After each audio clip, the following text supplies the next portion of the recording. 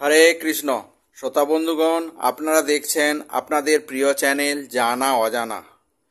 বন্ধুগণ, সবার আগে ভিডিওটি দেখার জন্য আপনাদের সকল শ্রোতা বন্ধুদের জানাই অনেক অনেক ধন্যবাদ। বন্ধুগণ, তারা মা আমাদের সকলের খুবই প্রিয়, তাই আজকের এপিসোডে থাকছে তারা মায়ের পুজো বিধি। এর সাথে আরও থাকছে তারা মায়ের ভোগ এবং তারা মায়ের পুজোর গুরুত্ব। বন্ধুগণ, মা কালীর আরেকটি রূপ হলো তারা মা। তারা মায়ের পূজা তারাপীঠে খুবই ধুমধামভাবে পালন করা হয়ে থাকে এবং এখানে দেবীর নিত্য পুজোর আয়োজন করা হয়। ভোগের তালিকায় এখানে দেবীকে প্রেত ভোগ নিবেদন করা হয়। ডাকিনী যোগিনীদের উদ্দেশ্যে দেয়া হয় ভোগ, আর শ্মশানেই দেয়া হয়ে থাকে তাদের ভোগ। সতীর 51 পীঠের কথা অনেকেই জানেন। শক্তিপীঠ, সিদ্ধপীঠ, তারাপীঠ। কালী পুজোয় জমজমাটভাবে বীরভূমের তারাপীঠ। তবে অনেকেই হয়তো ভাববেন যে এটি সতীপীঠ, কিন্তু তারাপীঠ কোনো সতীপীঠ নয়। কথিত আছে যে একবার দেবীর মাতৃরূপ দর্শন করতে চান বশিষ্ঠ মুনি। দেবীও কিন্তু মুনিকে নিরাশ করেননি। এখানেই তাকে মাতৃরূপে দর্শন দেন দেবী এবং এখানেই তপস্যা করে সিদ্ধি লাভ করেন আর তারা মায়ের ভক্ত হয়ে যান বামাখ্যাপা। ফলে এটি সিদ্ধপীঠ হিসাবে পরিচিত। এরপর দেখব মা তারার পূজা অর্চনা। প্রতিটি দেবদেবীর মতোই তারা মায়ের পূজা অর্চনায় রয়েছে বিশেষ নিয়ম। অমাবস্যায় পালিত হয় দেবীর পূজা অর্চনা। পুজোর দিন সকালে স্নান করার পর শুদ্ধ বস্ত্র পরিধান করে দেবীর শিলা ব্রহ্মময় মূর্তিকে রাজবেশে সাজিয়ে তোলা হয়। পরানো হয় চুনরি অর্থাৎ ওড়না। এরপর পঞ্চ উপাচারে মঙ্গল আরতি ও নিত্য পূজা সম্পন্ন হয়। কালী পূজার দিন খুব সকালে ডাবে জল দিয়ে শুরু হয় মায়ের ভোগ। সকালে ভোগে থাকে 5 রকম অথবা 9 রকমের ভাজা, সাদা অন্ন, পায়েস এবং মিষ্টান্ন। এখানে তারা মায়ের পুজোর ক্ষেত্রে পঞ্চব্যঞ্জন সহযোগে ভোগ নিবেদন করা হয়। আমিষ ভোগের মূল উপাদান হলো শোল মাছ।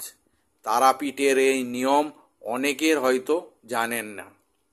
ভোগের পাতে এই মাছ না থাকলে ভোগ গ্রহণ করেন না মা তারা, এমনটাই বিশ্বাস করেন সেখানকার স্থানীয় মানুষ।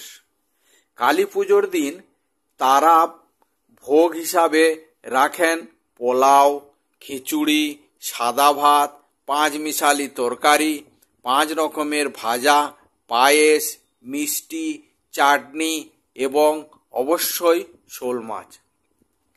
এখানকার অন্ন ভোগের বিশেষত্ব হলো পোড়া শোল মাছ মাখা। দীপান্বিতা অমাবস্যা অর্থাৎ কালী পুজো হয় যে অমাবস্যাতে, সেই অমাবস্যাতেই উপলক্ষে পূজা হয় মা তারার। সেই পূজা উপলক্ষে নিয়ম নিষ্ঠা মেনে হয় বিশেষ সন্ধ্যা আরতি। এরপর নিবেদন করা হয় লুচি, সুজি, পায়েস এবং শীতল ভোগ।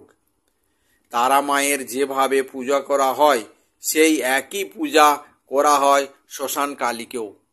শ্মশানেই রয়েছে মায়ের আসল শিলা পাদুকা, তার পাশেই বামাখ্যাপার সমাধি। তারাপীঠের নিয়ম অনুসারে সন্তানকে খাইয়ে তবেই মা তারা ভোগ গ্রহণ করেন বলে বিশ্বাস করা হয়। তাই বামাখ্যাপার ভোগ আগে দেয়া হয়, তারপরেই মায়ের ভোগ নিবেদন করা হয়। ভোগের তালিকায় রয়েছে প্রেত ভোগ। ডাকিনী যোগিনীদের উদ্দেশ্যে দেয়া হয় ভোগ, যা শ্মশানেই অবস্থিত। এছাড়া তারা মায়ের পুজোয় একটি বিশেষ অংশ হিসাবে বামাখ্যাপার খুব কাছের এবং প্রিয় ছিল একটি কুকুর, তার নাম ছিল শিবা। তার জন্যও থাকে বিশেষ ভোগের আয়োজন। এরপর দেখব তারা মায়ের ভোগ। তারা মায়ের ভোগ হিসাবে আগেই বেশ আলোচনা করা হয়ে গেছে এবং কিছুটা ধারণা আপনারা পেয়েছেন। এর সাথে তরি তরকারি, পায়েস, পরমান্ন ভোগ নিবেদন করা হয় তারা মাকে।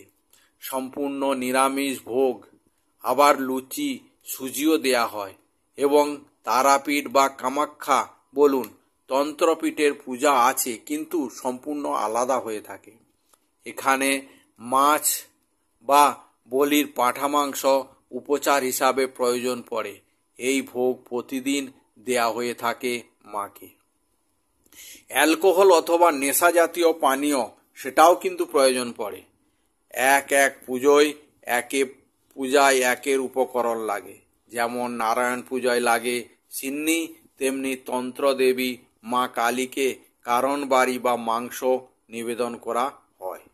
আর কারণবাড়ি মদ নয়, কারণ এটাকে প্রথমে শুদ্ধিকরণ করে নেওয়া হয়, যা মাকে ভোগ দেওয়ার আগে শুদ্ধিকরণটা সেরে নেওয়া হয়। এটাকে সরাসরি মদ বলা যেতে পারে না। এরপর দেখব তারা মায়ের পুজোর গুরুত্ব। তারা মায়ের পুজো করলে জীবনে অনেক সমস্যার সমাধান হয় বলে সনাতন পণ্ডিতদের বিশ্বাস। এছাড়া শনিবার যদি মা তারার পুজো করা হয় তাহলে জীবনের অনেক বাধা বিপত্তি কেটে যায়। এমনকি মা তারার পুজোয় গ্রহরাজ শনিদেবের মহাদশা, সমস্ত দুঃখ ও কষ্ট লাঘব হয় বলে বিশ্বাস করা হয়। তারা মায়ের প্রিয় ফুল হলো জবা ফুল এবং নীলকণ্ঠ ফুল। সেই কারণেই তারা মায়ের গলায় জবা ফুল ও নীলকণ্ঠ ফুলের মালা দিয়ে তাকে সহজেই সন্তুষ্ট করা যেতে পারে। এছাড়া মা তারার পুজোয় যদি গুড়ের বাতাসা থাকে তবে মা তারার পুজো বিশেষভাবে সম্পূর্ণ হয়ে থাকে এবং তিনি তুষ্ট হন। এর পাশাপাশি তারা মায়ের পুজোয় যদি নীল কাপড় নিবেদন করা হয় সেক্ষেত্রে শনিদেব সন্তুষ্ট হন বলে জানা যায়। জীবনে শনির দশা পড়লে সেই জীবন যে কত ক্ষতিগ্রস্ত হয় তা নতুন করে বলার কিছু নেই। শনিদেবের মহাদশা জীবনের অনেক কষ্টের মধ্যে অত্যন্ত কঠিন কষ্টের সময় বলে মনে করা হয়।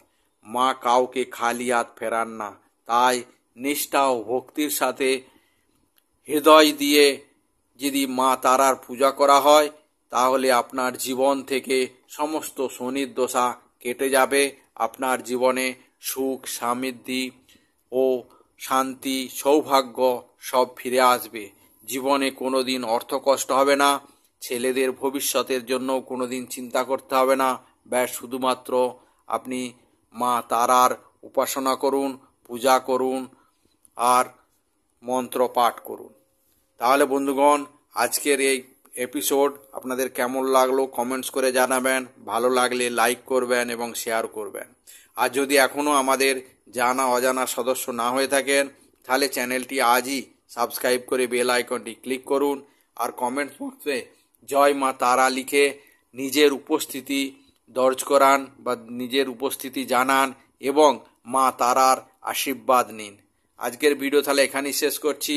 জয় হিন্দ, জয় ভারত।